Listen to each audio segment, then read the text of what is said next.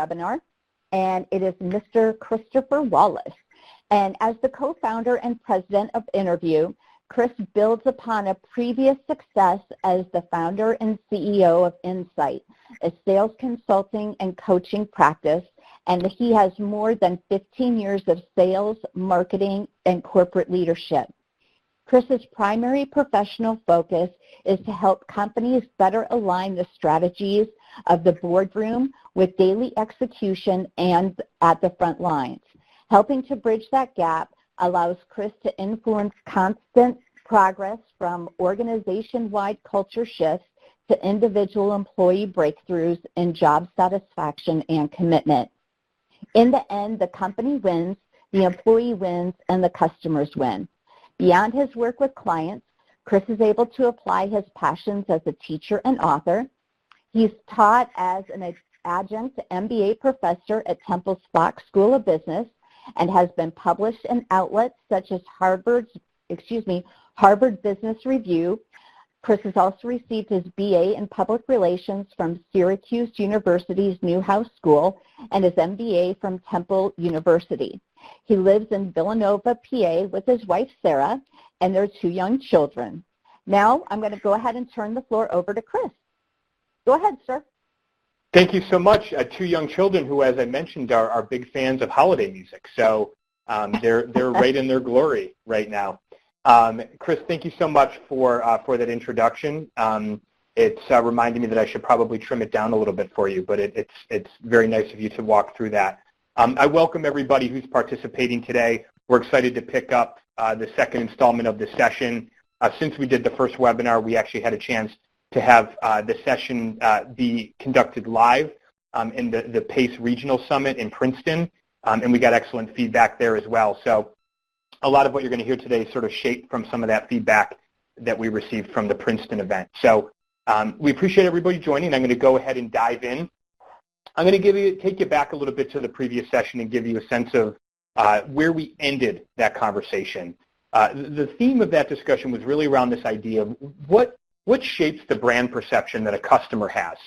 A lot of organizations are separated into teams where the people that deliver the brand message, whether that the marketing team, the brand team, the agencies that they work with, that is sort of is one silo, and they're delivering information through whatever screen they can get their message across, whether that's television, tablet, phone, even in some cases your radio dial. You can now actually see the ads on the radio dial. So however they're getting those messages across, they're telling one story about the company. They're the ones sort of casting the net and sharing the image and the vision of who the company wants to be and what they can do for the customers.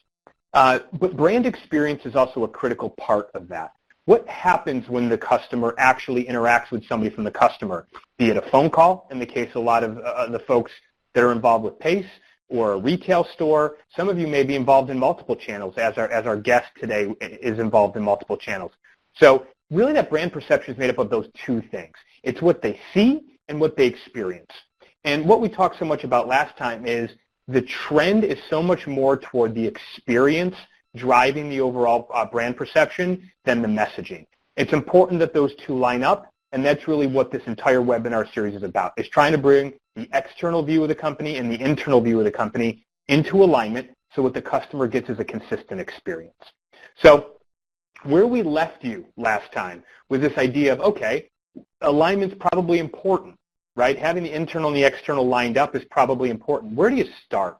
And the advice that we gave to folks is start thinking about who the people are that represent the brand.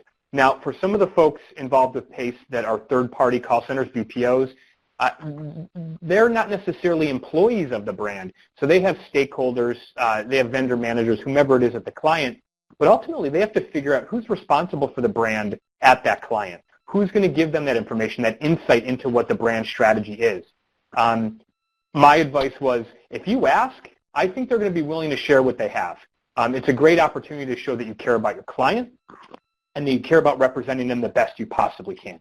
So understanding who those folks are is important, asking them for their input. And finally, really trying to get underneath what the intent of the brand is. What is the brand trying to do? What are they trying to say? What personality are they trying to portray? What do they want customers to believe about them? What do they want customers to say about them?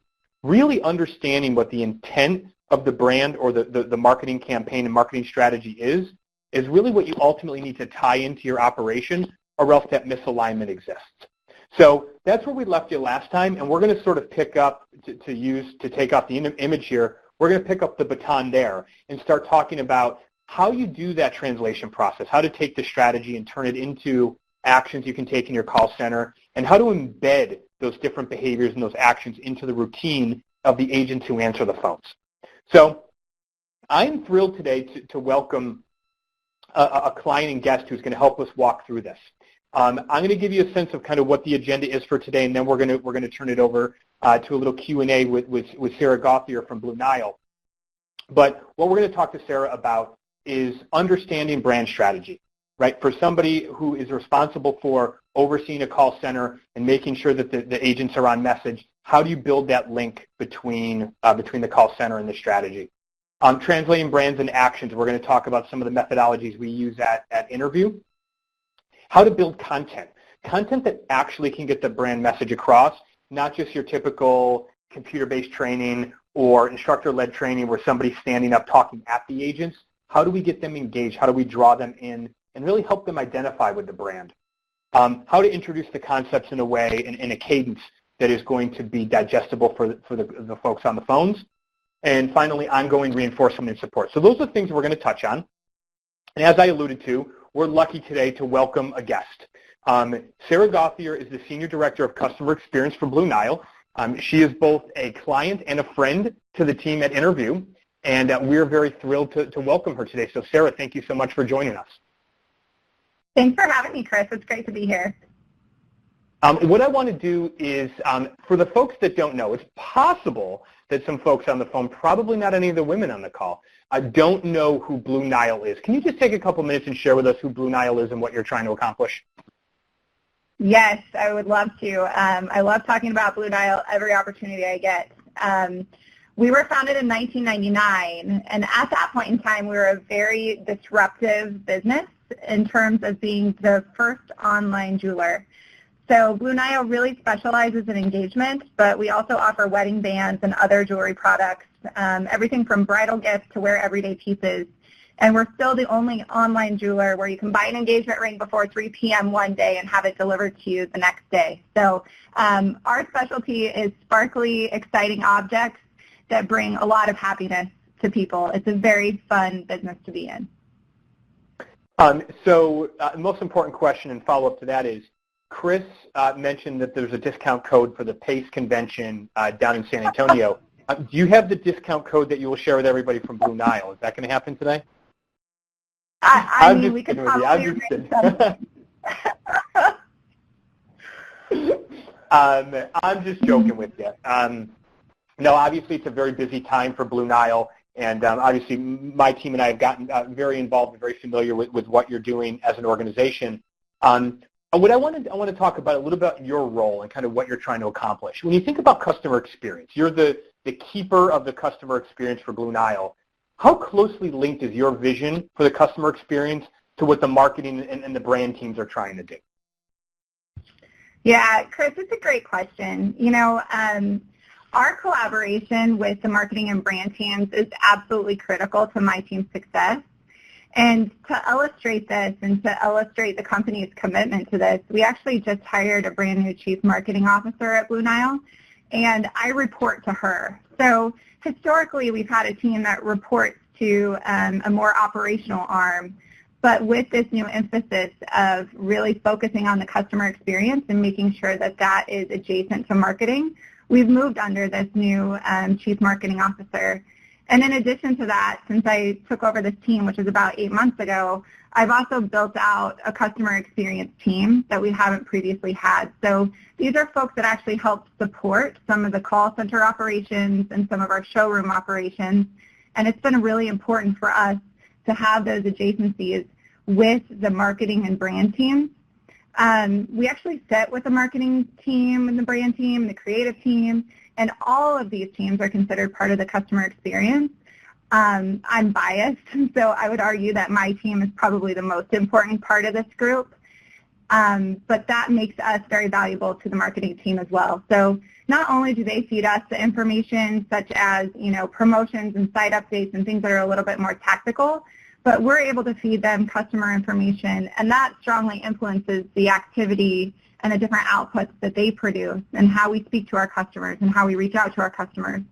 It's a really healthy partnership, and we work hard to cultivate that relationship so that we can offer the best experience for the customer that we can. You asked about strategy specifically, so I spoke a little bit about how our teams work together, but when it comes to strategy, our teams have been hyper-focused on what we'll call a 3-year plan for Blue Nile. You've probably seen it on our site and through our emails, but our position and our goal is to be the world's personal jeweler. And what this means and how it takes shape, you might have to wait and see. We don't have an NDA with everybody on the line, but I can tell you that the cornerstones of the strategy are really customer experience, our brand, and our product. And those 3 teams work very closely together as one unit, and we're obsessed with the customer. We're always asking how we can put them first, and I think also we're all really fortunate to be at a company who's built their strategy around an ultimate customer experience. Oh, that's great. I mean, there's a lot of meat in what you just shared, Sarah. Thanks for giving us that overview. One thing I want to just quick point out is this idea of your team and customer experience being moved under the marketing organization. A lot of the folks on the call, when we think about our partnership with PACE and what PACE members are focused on, a lot of times the call center operation really does become so operationally focused. And you mentioned that you used to live in operations. This idea that you are now kind of being moved under marketing and what was once looked at as an operational function is now being looked at as an extension of the marketing team, I think is something that the folks on the call should take note of. I think that's really important. Not that you're necessarily going to reorg your companies, but I do think that sort of thinking about things in terms of how to better align the marketing strategy, the brand strategy with that customer experience is really important, and not just looking at it in terms of handle time or other operational metrics, but truly looking at it as an extension of the promises that you're making to the customer. So I think that's really unique and really interesting. You mentioned some of the pillars, some of the things that you're building in terms of your brand strategy. What would you say are some of the hallmarks of the Blue Nile brand from the customer's perspective? What does the customer know you for? Yes, great question. We do so much research on this, and it's really important for us to know our customers. We spend a lot of time doing research, and we do a lot of things a lot of time pushing and testing different things that we want to try with our customers too. A lot of people come to us for education, and I firmly believe that we provide better education than anybody else in the business. It's really ingrained in our DNA. We have this mentality that even if a customer doesn't purchase from us, we want to make sure that they feel confident and they feel educated about diamonds. Diamonds are a very overwhelming purchase for anybody on the phone that's made a diamond purchase. There's a lot that goes into it. There's so many different things you have to know. It's very technical. And most people don't buy one every day or even very frequently. So our number one priority really is about helping people and educating them. Our diamond experts go through hours of training, and they literally know everything about diamonds and gemstones. And so our goal is really to put customers at ease. Outside of education, we're known for great value and excellent customer service. So when you look at our prices compared to a traditional retailer, we're up to 40% less, and we're really proud of that. We do that in a couple of ways. One is obviously outside of our 6 showrooms, which we do have 6 retail locations. We're completely online, and we're really smart with our inventory. So we don't hold all the inventory. It helps us pass on that cost savings to our customers. And then the other thing that we do is we really cut out the middlemen and work directly with our own suppliers. And so again, we have savings on that side that we pass along to the customer, which to me is incredibly customer-centric. We're not about making that markup. And I think customers trust us because not only do we educate them, but we also give them the best value possible. And then finally, my biggest passion is customer service. And here at Blue Nile, we literally obsess over our customers. We go above and beyond to make sure they have the best experiences every time. And we really want those word-of-mouth referrals. They're really important to us. You probably know during the time period that you get married, like all 6 of your friends are getting married, and we want to make sure we capture those people. How do we build relationships with them? Our diamond jewelry consultants, which is what we call our agents, are really passionate evangelists of our brand and the product. And just to give you an idea, I mean, we have DJCs that have been with us for 19 years, and some of the stories they could tell you are crazy, but some of them have even been invited to customers' weddings. So we're really big on building that relationship, educating the customer, making them feel like they're getting the best service time and time again, and offering the best value that we possibly can. Can I ask you this? Was it the wedding that one of your diamond jewelry consultants was invited to, was that somebody who ordered it 3 p.m. the day before and then the wedding was the next day? Was it a situation like that? That sounds like a quick turnaround. Yes, I'm sure there were multiple situations like that. It's honestly not just one person. We've had multiple people invited to weddings, and what's great about it is a lot of our diamond jewelry consultants actually go. So it's a really cool experience, awesome. And those are always the fun stories to tell, for sure. It's 2:45. I need the diamond tomorrow, and meet me in Vegas. We're doing this all at once. I think that sounds like a great plan. So you talked about some of the things that Blue Nile is known for, some of the hallmarks of your brand, and how that sort of lives in your call center. When we met you and your organization, we were introduced to you at a time where, from an even broader strategic perspective, Blue Nile was really focused on growth and growing the business. Company was acquired, and the new team that came in really wanted to sort of turbocharge the growth of the organization. When you think about growth in the customer experience, sometimes people can see those things as being at odds. How do you look at that? How do you make sure that you're trying to drive performance and growth while preserving the customer experience? Yes, this is a great question. It's something we literally talk about every day in every executive meeting that I'm in. And I'm always the person in the room shouting, what about the customer experience? Let's put the customer first. I think finding a balance is really important, and in my experience, what I found is if you use the customer experience as the true North Star, then everything else kind of falls into place on its own. When we started assessing our call center experience months ago, when we first started speaking with Interview, there were some elements that we really, really wanted to keep. We are a no-pressure, non-commission work environment. It was really important for us to maintain that. And even at the expense of growth, we're never going to be those people. Our DNA really is focused around offering the best experience for the customer and not necessarily pushing them through high-pressured sales. So that was something that was really important to us to maintain. And that's just a great example, I think, of balancing the customer experience versus what growth could be if we were to move to that model. We also wanted to make sure that DJCs could continue to be themselves and allow their personalities to shine through. So, you guys don't believe in this in Interview either, but we don't believe in scripts. We don't want our DJCs to have something that they're reading off of that's the same every single time. We really want their personalities to shine through. We want them to feel empowered. We want them to be able to feel genuine. We give them different levers that they can pull to say, does this customer have a terrible experience?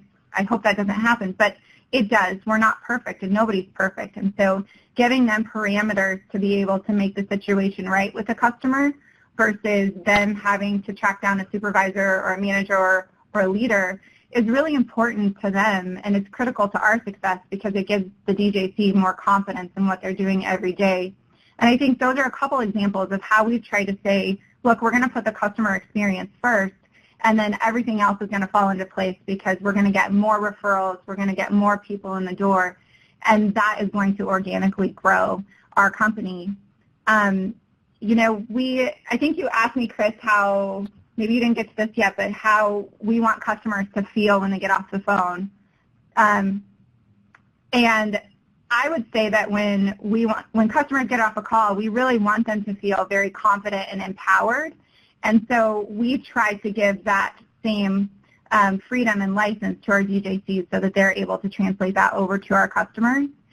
Buying a diamond is such an emotional, I'll call it the sweaty palms experience, right? Like you're calling in, you don't know a lot about diamonds, You want to learn as much as you possibly can. And so more than anything, we just want the customer to find that perfect piece through guided education. And if that means that it's a $1,000 diamond, that's perfectly fine with us. We want to build that relationship, and we're going to treat you the same whether you're buying $1,000 from us or whether you're buying $50,000 from us, because it's just important that we have you as a customer, and we're going to continue growing that relationship and cultivating it over time.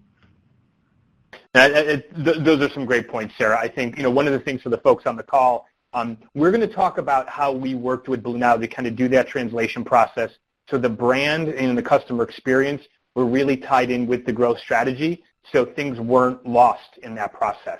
They don't have to be. Growth and customer experience are things that should happen at the same time. They should work with each other, not be sort of at odds with each other in the process, and that can be done. It really goes back to the first question I asked Sarah about being aligned with your brand and your marketing teams and truly understanding what they're trying to accomplish. The more aligned you are and the better you execute that vision, not only are you going to have happy customers, but you're going to grow your bottom line. So that's a great point. One thing I'll also point out is scripts don't get you invited to weddings. Personality does. So when your agents are answering those calls, it's really important that they're finding ways to make those personal connections, which I think is great. I have one final question for you, Sarah, before we sort of pick up the Blue Nile story and talk a little bit more about some of the ways that we embedded this new strategy with you. How can you tell when this is working? How can you tell when your vision for the customer experience? It's got to be hard to do that from spreadsheets. What are the ways that you're able to sort of measure it or really get a sense of whether or not your vision for the customer experience is coming true? Sure. I think for me personally, the most obvious indicators are more qualitative. The questions I ask are we getting good feedback? Are customers happy? Are our agents happy? Because we know if they're happy, they're going to perform well for the customers. Do our DJCs understand our mission, and are they able to convey that on the phone and through chat and email? And are we creating a brand that they're proud of? It's important that our agents feel bought in. More than anything, I want our agents to feel like this isn't my vision or it's not Blue Nile's vision, but it's their vision too. Chris, earlier you mentioned that the folks represent the brand, and here at Blue Nile that could not be more true. It's so critical that everybody's bought in, and again, by putting the customer first, it's really easy for us to all get on board. I think some of the other quantitative metrics obviously follow, like we have high CSAT scores, we have high NPS scores, we see increases in conversion and revenue per call. But the biggest thing for us are really those qualitative measures of honestly getting invited to customers' weddings and getting these really touching emails where we've made a difference in somebody's life. I mean, to us, that's how we know this is working, and that's how we know that we're taking this concept of being the world's personal jeweler and translating that into real life, because these customers want to come back time and time again, and they ask for our agents by name. Our agents immediately know them when they pick up the phone. Hey, Chris, it's so great to talk to you again. I know your wife's birthday is coming up. What can we do to help you with that? And to me, those are some of the most important moments of this. We're really about touching people, and that's our brand, and we want to live by our brand. And so being able to empower our agents to do those things and making sure they're happy and translating that on the phone is so important. It's really great to hear. I mean, it sounds like, I can tell you from firsthand experience, from listening to a lot of calls and being in the Blue Nile call center, the diamond jewelry consultants really do have a passion for the brand, and there are folks that have been with your organization a long time. They really do live that brand. One other thing that I'll point out that you just touched upon, one time we were working with the CMO of a very large energy company, and we were doing some work in their call center, and it was on a call with the CMO, and he had charts and graphs in front of him with performance, and it was early on in a program launch. He had charts and graphs in front of him, and then later in the call, we played a before and after call of an agent, before the program started and after.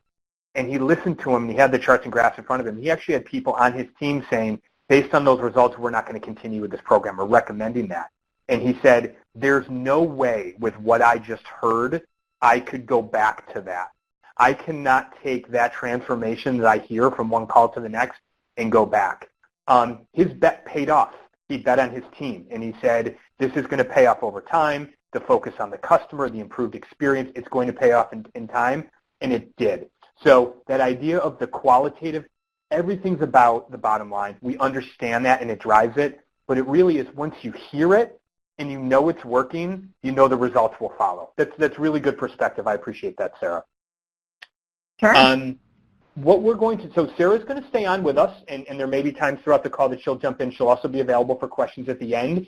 But we're going to sort of pick up the Blue Nile story, and we're going to talk about this idea of how to take that vision for the brand and start to embed it in the call center environment. And we're going to pick up with three of the things that Sarah talked about, which are really the brand platform. Last time we talked about the brand platform for some insurance companies. Fortunately, this time we have a little bit sexier topic to talk about with diamond jewelry. But their brand platform really is built on three things, as Sarah said: customer obsession, expertise and education, and value. Now, at Interview, the way that our team works with this layout is we try to understand the brand, because those brand elements need to be turned into actions. We call that a translation process. It's not so much just to say, well, we're about customer obsession, expertise, and education, and value. That can go a lot of different ways. I'll use expertise and education as an example. When we first met the folks at Blue Nile, and Sarah indulged me a little bit in sharing some of our experiences with your team, the expertise is so strong, there were times that the expertise actually sort of hampered the call, and it's actually driving a customer experience that wasn't ideal because the person knew so much and was so focused on their product knowledge that they lost a little bit of the sight of what the customer was looking for. So really turning these into a form that the agents can digest, understand, and turn it into actions they can take to live that brand day in and day out is really what we recommend to any company that's representing a brand, especially in the consumer space. So what that looked like in this situation was customer obsession, expertise, and education, and value. The behaviors and sort of the model that we built this into was really in four parts. Ownership was the first thing. What we found was, and this is probably the most important aspect of it, was when customers were calling into Blue Nile, they were saying, I need help with blank. And they would come up with, it could be anything from wanting to know what one of the 4 C's meant to wanting to know a very specific aspect of the dimensions of the diamond. So they were either very broad or very specific, but when they would call in, the diamond jewelry consultant would focus only on the thing that they called in about. If they called in about the dimensions of the diamond, they would have a conversation about the dimensions of the diamond.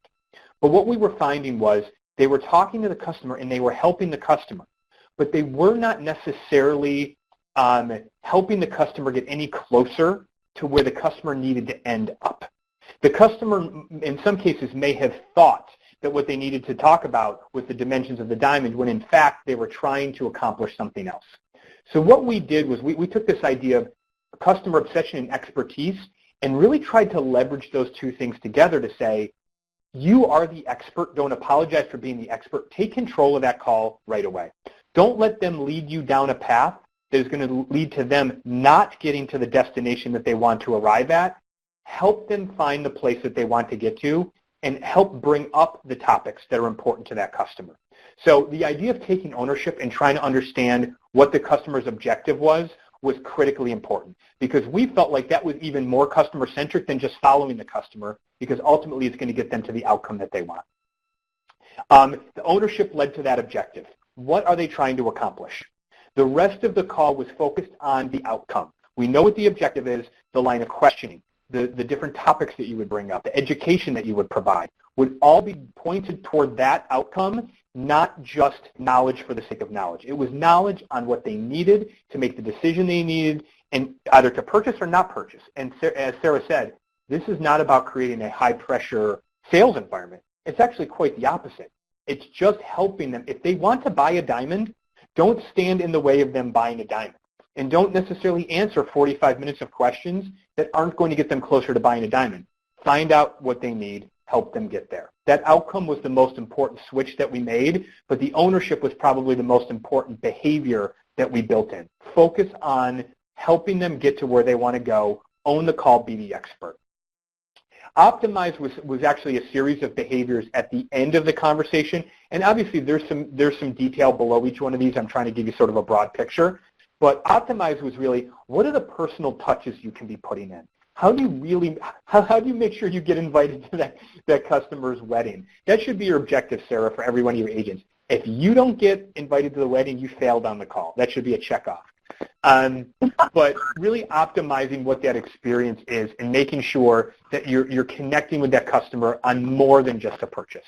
And this gets back to some of the things that Sarah said, where you don't want it to feel like a sales call, but at the same time, the customer called in likely because at some point they're going to buy a piece of jewelry. Don't apologize for that. Help them get what they need. Help them get what they want. Help them get it in the time frame that they need. So when we looked at the brand platform, we really wanted to leverage what they were good at, what they wanted to be, but do it in a way that the customer focus really was about what the customer needed, not necessarily about what the customer thought they needed. Hopefully that makes sense to folks. I'm sure we might get some questions on that at the end. Ultimately, what is this going to drive? So the brand outcomes for this are customer satisfaction. We don't believe that the customer satisfaction suffers at all. In fact, we actually think it's enhanced because it is so hyper-focused on what they need, what their final destination for the conversation is. And if the final destination is they get a price and then they kick the tires and they go someplace else, that's fine. But get them there efficiently, get them there in a way that they're comfortable with, and send them on their merry way. In some cases, it's going to be with a box with a ring in it. Other cases, it won't be, but that's fine. Get them where they needed to go. That should drive up customer satisfaction. The agent satisfaction, I think that this is a really important piece. The agents have, as Sarah mentioned, the flexibility. They have the ability to put their parameters with the ownership, objective, outcome, and optimize. But what it's done is it's actually helped build their confidence in the process. There would be times, just being very honest, where there was sometimes frustration with the customer because the customer, Sarah said it, it's a sweaty palms moment. Buying that ring is a really important decision for this individual, and they're nervous. They don't necessarily know what they need. They're a little bit scattered. Putting their mind at ease by taking control really put the agents in a spot where they felt better about the call. They felt like they could do more for the customer in that environment than if they just followed the customer wherever they wanted to go. And finally, if it doesn't hit the bottom line, then somebody in finance is going to look at it and say, why are we doing this? Why are we investing in this? And in this case, without getting too far into it, the results have followed this approach. And not only do we think that the bottom line will pay off, but when you add up that whole equation of happy customers, happier agents, and a stronger bottom line for the organization, it makes this alignment process well worth it. So, Sarah, anything that you'd like to add in terms of sort of how this went for Blue Nile, the experience that you've had? No, I mean, you summarized it pretty perfectly. I think the biggest aha moment for me throughout this whole thing was exactly what you hit on first about how we were just giving customers way too much. And it was a lot like drinking out of a fire hose for customers, to the point where I think we almost turned them off. And we thought we were doing this great service to them when in the end it was just too overwhelming. Buying a diamond is overwhelming enough as it is. So how do we guide them, and how do we ask them, for the sale, or how do we ask them, how can we really help you, and what are you trying to get to? I think understanding the customer objective is so important, and that's one of the best things that we got out of the interview training. Well, I appreciate you saying that. One thing I will say is the biggest aha for us was seeing the agents who think the word sales is a dirty word, recognizing that they don't need to apologize for helping customers get something that's going to have a big impact on their life. While it's a nerve-wracking time, it's also a very exciting time. And you mentioned putting their mind at ease. I think that that's such an important part of this. Don't apologize for the fact that the customer called you and you offer them a great product at a great value. That's the biggest change that we've seen in the agents, is now they feel good about getting the customer that product in their hand, instead of, you don't have to jam it down their throat. They called to buy. In many cases, they called to buy. So how did we actually get that to work? Okay, how did we embed that? And that's really what this topic today was about, is that integration process. Translation is critically important. Doing that translation process is really the North Star for what the integration, or call it the training, is going to be. what we're going to talk about next is building the content. Okay, now you've done this translation. You have a view of the new behaviors that are going to help reflect your brand and aligned with your brand more closely. Getting those behaviors into the bloodstream of the people in your contact center is not the easiest thing in the world. But we're just going to give you some perspective on how we do it, what we've seen be successful. When it comes to building the content, this actually is probably the most important slide that we'll show in today's webinar. Involve your team. You have to involve your team in the process. If the things that happen at the contact center, frankly, any sales channel or customer service channel, but if what happens in that center is the result of some people at corporate bringing in some consultants, putting their heads together, and they, poof, come up with the magic answers and start distributing that to the team, that does not work.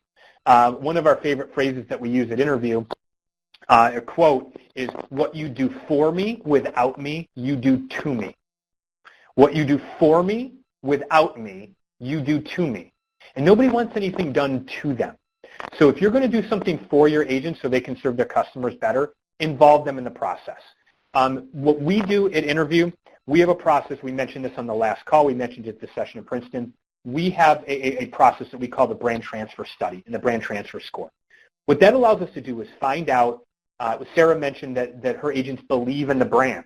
We've done a brand transfer study at Blue Nile, and we can see that. We can see that they believe in the brand. We're also able to find out what are the specific things they believe in. That allows us to leverage that in doing things like coaching and providing them feedback, leverage what they believe in, leverage the strengths of the organization so we can be playing to the things they're most confident in. Finding out where your team stands in terms of how they view your brand and how they view your marketing positioning is really important.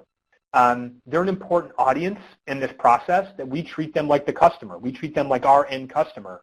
So finding out what they think is important. That allows you to build messaging and build content that is going to be much more relevant to them. Identify the areas of weakness. What we mean by this is don't give them everything. If you find out where there's gaps, where there's challenges they have in belief or knowledge or understanding, don't try to give them every piece of the story at every turn. Break it apart. Give them what they need at the time they need it and fill those gaps and build their confidence up over time. Don't try to get them to swallow the elephant whole. And we're going to talk about that in terms of process. But when it comes to content and creating content, you can't tell the entire story in every job aid or every training or everything else you build as a tool for your agents. You really need to be more surgical in what you provide them. Create, build it. So once you know what the areas of weakness are, build the content that is going to fill the gaps. The validate, and that's whomever is doing that. That could be your training department, it could be your marketing team, it could be a third party, whomever that is, build it. But before you go wide with it, validate it. One of the things that we believe in at Interview is the idea of steering committees. How can you, pull together a representative sample of frontline leaders, frontline agents, other stakeholders, and have them be involved in a validation process where they look at the content. They say, would I actually talk to a customer that way, yes or no? Make the tweaks before you push it out. Otherwise, it's going to reach the agents, they're going to see it, and they're going to say, looks like somebody who's never been on the phones wrote this. That happens all the time. Every industry we work in, we have this looks like somebody who has never done my job wrote it. That's the number one thing that you have to avoid. So validate it with them, make the changes, refine the content, validate it again before putting it out widely. Critical piece in terms of building the content, what you create, don't overload them, find out what they need, fill the gaps, and make sure that whatever you create, you are validating that it's what they need, that it's useful, that when they get it, it's actually something they're going to put into practice, not just be something that either goes in a desk drawer or sits on a SharePoint someplace and nobody actually uses it. That wastes their time, it wastes your time. Give them what they need. So just to give you a couple examples of content. The content that you provide, our goal, the team at Interview, is to provide the content in a way that is interactive as possible. The second piece is as interesting as possible, making sure that the content that they get looks a little different, looks a little slicker, maybe not the messaging being the same as what you'd give to a customer.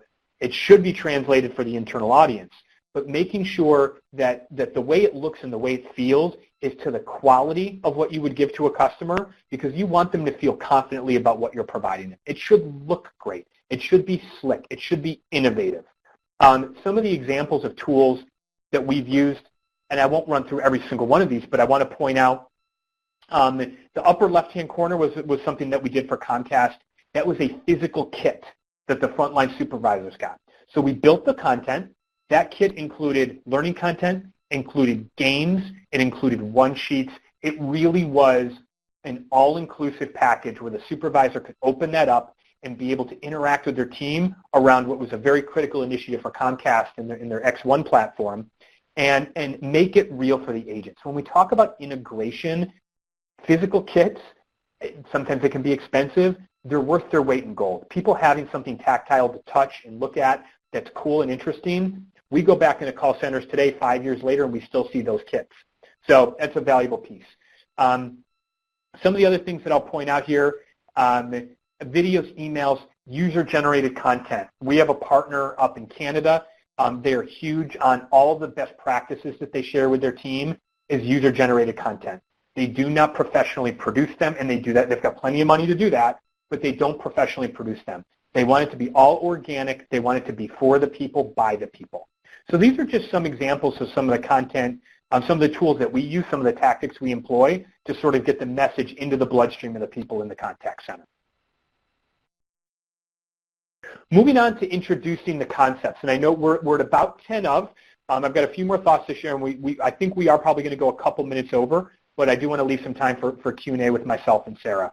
So when we talk about introducing the concepts, there's really two options. Sarah used the fire hose analogy earlier. You can attach the fire hose to their face, and you can try to pump it down their throat, okay? There are a few advantages to that. We'll talk about those. There are a few disadvantages. The other option is more of a drip approach, introducing the information over a longer period of time in lower volumes. And the way we look at it is you can probably assume which one we like better. The fire hose approach can be fast and efficient. It's consistent, so if everybody's put in a room and they're put through an instructor-led training, they're all going to get the same thing each time, and there's less coordination. It's easier. Getting everybody in a room, doing a half-a-day session where you tell them what your new customer experience is and what they need to say and all those things, it's definitely more efficient and easier to get them all in a room. Now, there's pain with off-phone activity with things like that, so it's not without pain at all, but it's definitely something where every time we do an engagement, somebody says, well, can't we just put them in a room for a day and a half, and they get it all, and they just get back on the phones, and everybody goes.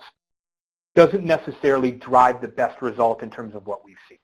With the drip concept, what we're talking about here is taking the concepts and introducing them in a more deliberate, sort of time-lapsed way. There's a couple things that it does. It allows them to take each concept and digest it easier, helps them see how it fits in their daily routine, and actually helps them put it into practice, right? You'll see time to apply and master, especially in a contact center because everybody's in one place, and in many cases all in one place. If you give it to them one bit at a time, they can put it back into play on the next call and the next call and the next call before they get the next concept. It's almost like a golf swing.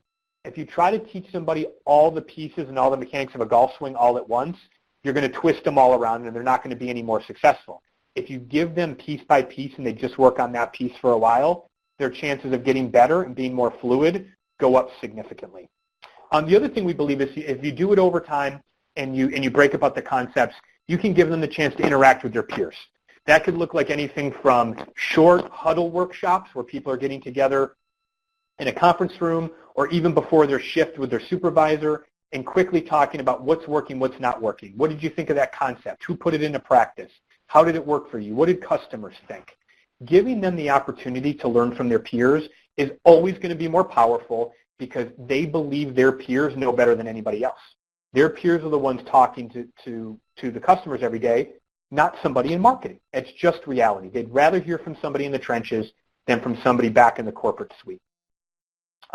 Gives you the chance to use various tactics. Rather than having it be one tactic where they're getting all the information kind of through one mode, this gives you the chance to separate it out. Maybe it's a desk drop one week. Maybe it's the kit the next week. Maybe it's a peer-to-peer learning session the week after that.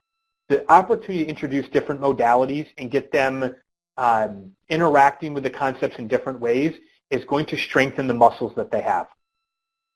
And we also believe it's more sustainable.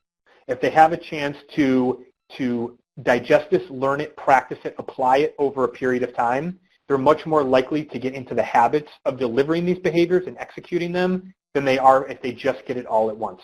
Now, I want to be very clear. This is not about running down on training. That's not the point of this.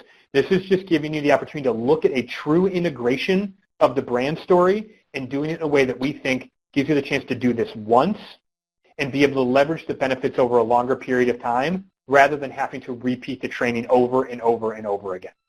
It's just an easier way for people to learn. I'm going to continue on. I've got one last section, and then we're going to open it up to Q&A. Ongoing reinforcement and support. This is closing the loop of the integration process.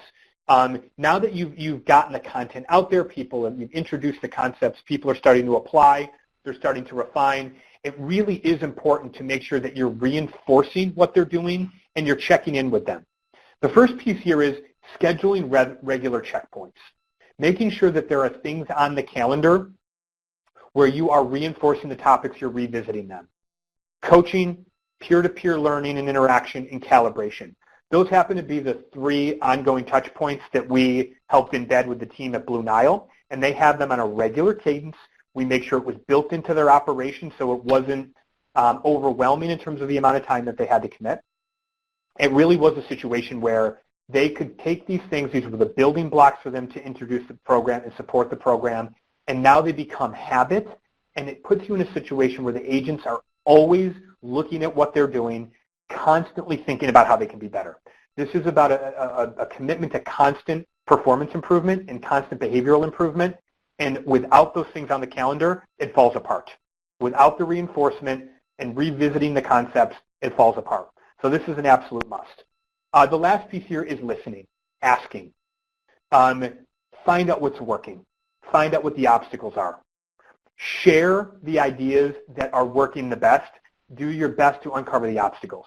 If there is a challenge that the agents are having, and an aspect of how they deliver your brand story and deliver your brand message is being hampered by an operational constraint or an issue that they have with their calls or something in their CRM system, you have to find that out because it's your job as a leader of these folks to make sure that they are able to execute this vision time and time again. You have to ask them what's working and what's not working. And I mentioned before kind of that constant improvement, constant adjustment. If something is not working or something could be working better, working within the framework of the behaviors you've identified to update them and introduce new and refined behaviors is the key to making sure that this wheel keeps spinning. Also, if you are listening to the agent's suggestions on how to improve things, all you're going to do is heighten their engagement in the process, and you're going to ramp up their commitment to serving the customers better. They need to want to serve their customers better. If there's one thing I can say very confidently, and this certainly goes for Blue Nile, agents on the phone want to serve their customers the best they possibly can. If you give them this framework to represent their brand with confidence and constantly be adjusting and improving the way they serve those customers, we think you're going to find they're very engaged in the process, and the results are going to come out well on the other end. So those are the key items that we had to cover today. This was really the heart of the integration process that we talked about leading up to this session. Before we get to some wrap-up items, Chris, I'd like to throw it out for some Q&A if there's questions. Okay, great. As a reminder, you can ask questions of either Chris or Sarah if you use that chat box on the right-hand side of your screen. But I do have a couple of questions as we were going through. And Sarah, I'm going to throw the first one out to you that I had. How do you plan to integrate the customer experience division under the marketing team? Yeah, it's a great question, Chris, and I think it's something, we're still working to understand exactly what that looks like.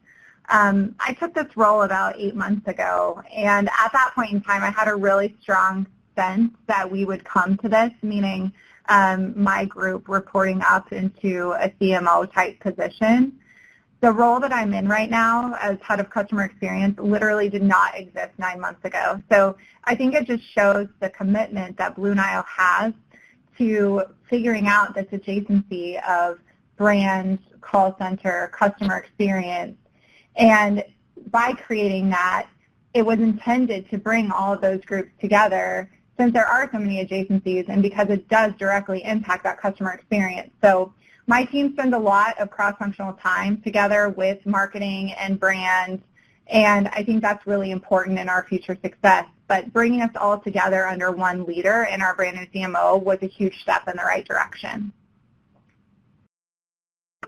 So I'm going to add just one part onto that. So is that change, is it going to happen then over, does that transition over time, or is there an actual start date with it or anything like that? You might have answered that, and I might have not just understood. You'll have to forgive me on that.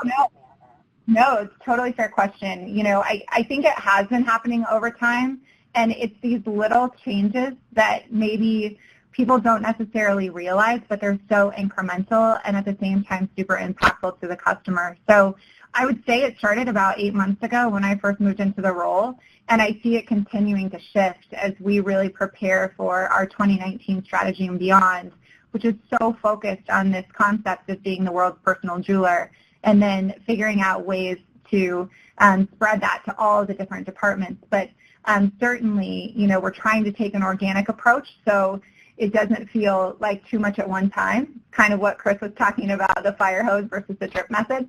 I think we're doing a lot more of the drip method on our side, but we're growing by leaps and bounds, and we're seeing those customer experience type moments take over more and more.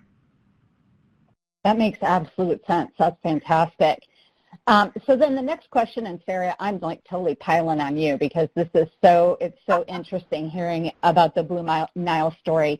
So the customer experience is completely virtual except for the couple of locations that you have. So what do you think your biggest opportunity and disadvantages with connecting your customers solely over the phone? This is an age-old question for Blue Nile. I'll start with the disadvantage. And, you know, we still have customers. There's customers all the time that want to see, touch, feel the product. And that's one of the biggest reasons that we opened our showrooms, is because we wanted to be able to somehow connect with these customers. But we know at the end of the day that buying online just isn't for everyone. And as much as we've tried to do between the showrooms, and also we've added a new feature on our site, it's called Virtual 360, that shows diamonds in full rotation. And it shows that real diamond, so you can really zoom in and see the inclusions, and you can see the different markings of the stone. It's just true that some people don't feel comfortable buying that type of product online, especially because it's such a high-value purchase and such an emotional purchase. I really think our biggest opportunity and our advantage is our people and our agents that are on the phone. You know, when you look at conversion between the call center and the site, there's a humongous difference. And sometimes it just takes someone calling in or chatting in to get some peace of mind and to help ease their discomfort and their concerns. And so for us, it really is about our people, and arming them with the right tools makes them successful. We've proven that through the interview partnerships.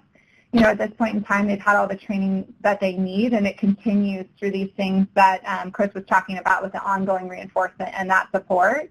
But honestly, giving them those parameters to enhance the customer experience and helping them be laser focused on translating the Blue Nile brand to our customers, our agents are the differentiating factor for us, and they're our biggest asset. So they're our opportunity moving forward, and they're the people that can help convert those offline shoppers into shopping online and through them. That's absolutely. Chris, would it be okay if we took a question from Greg Lee typed in a question? Is it okay if I field Greg's question? Yeah, no, that's great. And I actually saw it, and it was something that I was thinking of too, because we do have within the PACE membership, I don't know if you can see it too, Sarah, Greg typed in and said, if your agents can't be as free-flowing due to regulatory issues, and we have a ton within the PACE membership, whether they're from the energy sector or telecommunications or from the financial industry, how can you maintain that high level of engagement and loyalty if they have to stay scripted? So that's a really good question. It is a great question, and I'm going to field that because we've had a decent amount of experience with this, most particularly in the energy industry. And I would say this, there's kind of two suggestions I would have. The first is to try to take the, it really depends on how regulated, but what we've tried to do in the past is to take the things that have to be said and compartmentalize them as much as possible. Look at the parts of the call, the portions of the call where the compliance-related type items have to come in, and really try to section those out so the agents know, okay, now I'm approaching the portion where I have to read them all the disclosures, or I have to give them the disclaimers, whatever that may be. Compartmentalizing them sort of is the first part. The second piece is from an experience standpoint in terms of how they're going to view your brand, being very transparent and telling them why you have to share it and explaining to them kind of what the information is and why it's important to them. It's almost like a disclaimer to the disclaimer, if that analogy works, but helping them understand, okay, there are some things that I have to share with you so you understand this. It's for your protection and for your information. Just being really transparent. It's not the sexy part of the conversation. It's not the meat of the conversation typically, but in the sake of the customer experience and them having a positive association with your brand, really helping them understand why that information is important to them and why you have to share it is always something that we found to be very useful. Explain what you're about to explain is another phrase that we've used. Once customers understand, they find that portion of the call to be definitely more useful, and at least they understand why you're doing it. And again, compartmentalizing helps to separate it from some of the other portions of the call. There's always ways to inject the brand and personality into a call. There's always ways. They might be small ways, but one of the things we talked about in the first webinar in the series was if you're an insurance company and you're making an inbound call or you're taking an inbound call or making an outbound call, just the first thing you say when you greet the customer is a reflection of that brand. So that would be my answers. Try to compartmentalize the compliance type stuff as much as possible and do a great job of explaining why you're sharing it and what that information does for them so they understand how it fits into the larger conversation. Chris, I don't know if you have anything to add on top of that. No. I think you're 100%. Sorry. No, never mind. Go ahead, Sarah. I'm sorry. No, I don't have anything to add. Chris is definitely the expert in that space. I was just going to jump in because, Sarah, I got a question from somebody that they can't get the chat to write, but they sent me an email, and they said the question that they ask is, do your folks, since they're being able to do chat and email and phone, are they able to do all of that, or do you have agents that are simply phone agents? Are they able to do phone and chat and email? Are they knowledgeable in all those different types of areas? Yeah, that's a great question, and that's something that we've really tackled since I came on this team. Historically, we've tried to have people be in everything, and how can you offer a great customer experience when you're on the phone but you're also typing and chatting to a customer or you're emailing someone? It didn't work, and it definitely doesn't work for us, particularly when we're talking about customers who are going through an emotional time and typically spending a pretty significant amount of money. So we have segregated it. So we actually have our own multimedia team, and that multimedia team focuses strictly on email and chats. And then we have our phone team, and those guys are focused solely on the phone.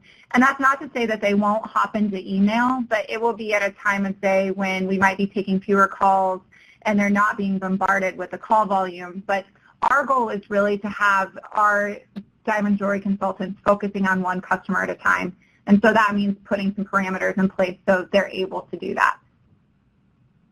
That's great. That's fantastic. I think we probably have time for one more question. And so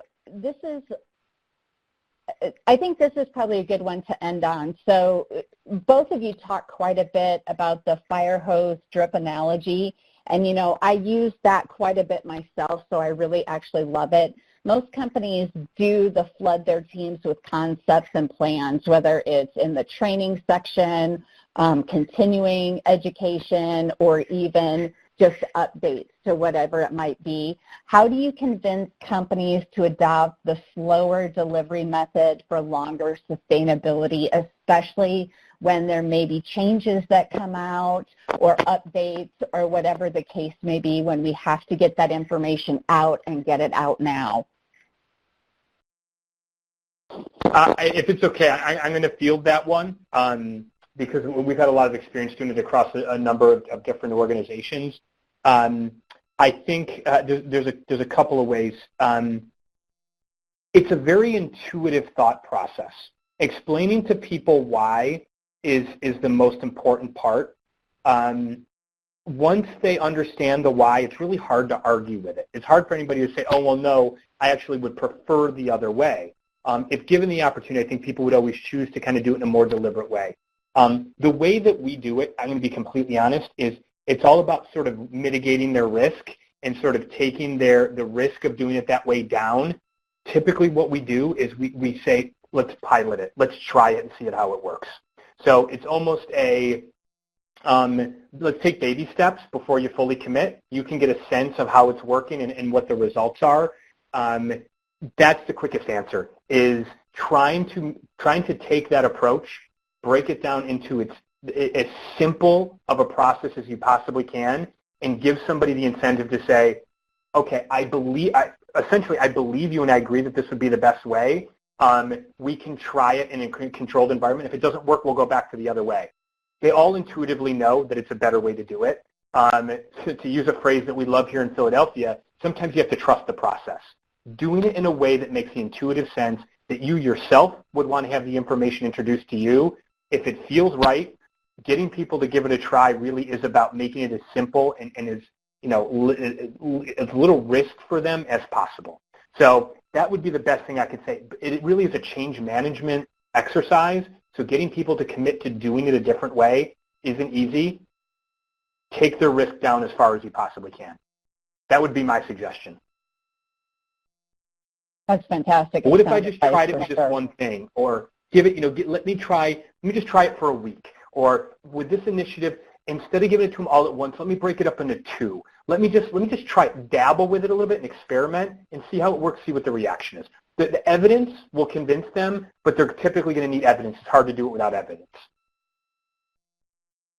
My analogy that I like to use is you can only eat the elephant one bite at a time. Yeah, that's exactly right. We agree. So Chris, I want to say thank you to you. I'm going to take the wrap up here. Chris gave me the honor and distinction of doing the updates and reminders at the end. But thank you to everybody for joining. Thanks to PACE for allowing us to participate, and certainly thank you to Sarah Gauthier for joining us today and sharing her perspective from Blue Nile, a great brand, and been a great partner for us. It seems like they're certainly doing excellent things there with Sarah's program. The next session in this series will be on Thursday, February 7th at 1 o'clock Eastern, 12 o'clock Central. What we're going to focus on next time, this is going to be a fun topic, is really what are the triggers? How do you know when you have to do one of these integration processes? What are the things that are going to pop up that are going to force you to have to adapt and maybe adopt something new from a brand or a marketing perspective? And we're going to walk through scenarios, everything from product launches to onboarding a new client to mergers and acquisitions, all the things that can impact the way you talk about your brand. So that will be the next session in this series.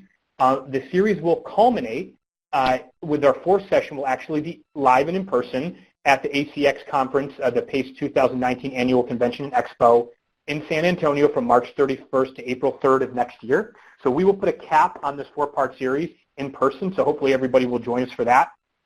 As Chris mentioned earlier, if you register by the end of the year, the folks that attended this call can register with the discount code INTERVIEW100, and that's all lowercase, INTERVIEW100, to receive an extra $100 off. How did I do, Chris? Did I do your updates successfully?